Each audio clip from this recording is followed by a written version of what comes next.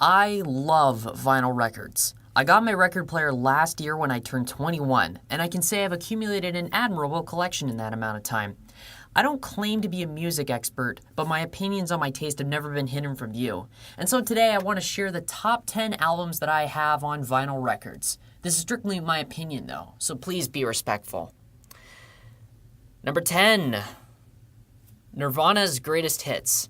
Nirvana only recently became a favorite of mine, but I think that they're just the right kind of sound for the sort of message that they send. Of course, the average listener to their music might think that the message is life is meaningless, by which I say they should try harder than just listening to 5 seconds of Smells Like Teen Spirit or any of their other big hits.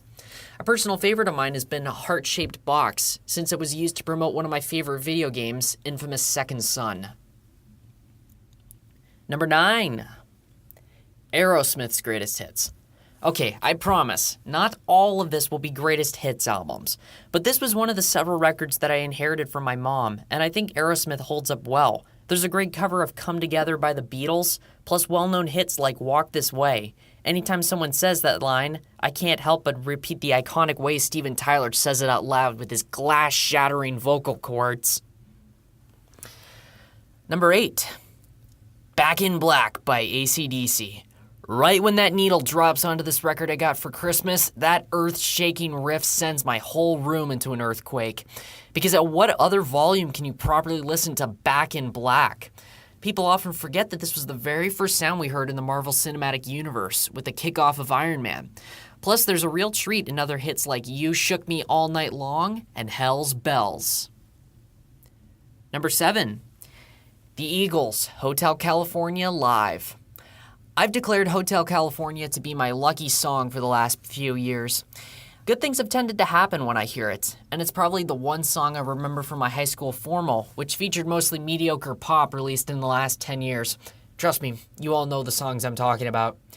This version of the song, and the record that follows it, still brings a big smile to my face as I dance in the courtyard to this masterpiece. Number 6.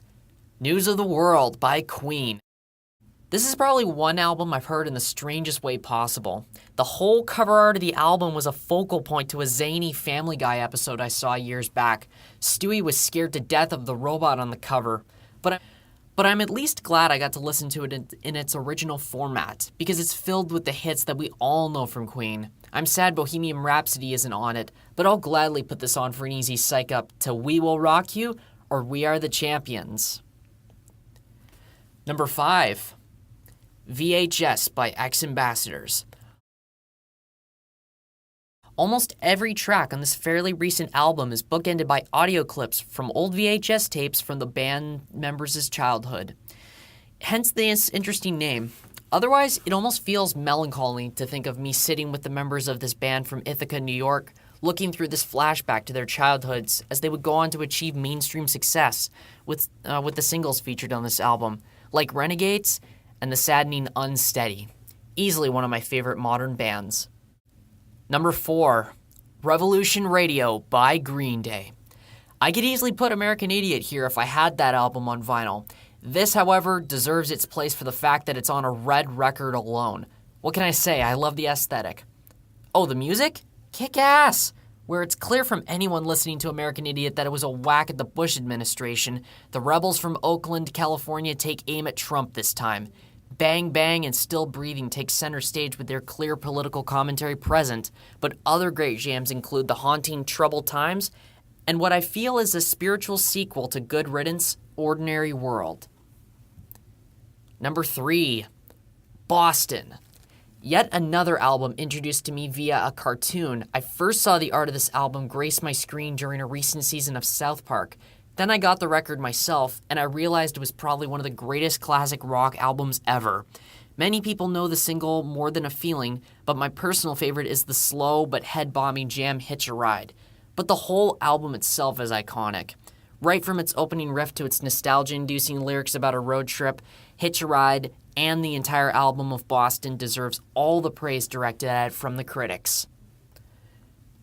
Number 2. Baby Driver, the soundtrack. Thank you very much, ladies and gentlemen. Right now I got to tell you about the fabulous, most groovy, Baby Bell Bottoms. This kicks ass. Every song in this album was handpicked by Edgar Wright himself, and this album was what made this movie my favorite one out of 2017. I can't simply sit down when I put this record on. I must rock out. Every song is perfectly placed in the film, and listening to it just puts you right in the action of those high-speed chases and shootouts to pieces like Tequila and Hocus Pocus. Seriously, you put on any of the songs featured on this album they used during the chase sequences and then start playing Mario Kart. You're welcome. Now, if you know me and my favorite band, then you'll realize that it isn't present here. Well, I have to at least give honorable mention to Evolve by Imagine Dragons. It was my favorite album of 2017. It's 100% clear for a really neat aesthetic, and most importantly, it was the first record I ever bought since I ordered it before I even had my player. It's an amazing album, but it can't beat number 1, Smoke and Mirrors by Imagine Dragons. Right from the opening number shots to the drum-smashing finale of The Fall, Smoke and Mirrors is my favorite of the 3 albums released so far by the Vegas band. Their concert to promote the album was my first ever concert at Rogers Arena, and I know every song off by heart, with this being my favorite of theirs. There's a little bit of every kind of sound Imagine Dragons has tried so far in this album, and I disagree with all the critics think. Imagine Dragons dared to try something new with their sophomore album, and I say it paid well off to this amazingly mixed and well-thought album with amazing music and lyrics, the crown jewel of my collection. That's all the time I have for you with my top 10 records, but I'm always up for the challenge to do more. Tweet me at Connor Sven, and maybe I'll try some of the ideas you guys give me on what I should talk next in the world of records, radio, and music. See you later.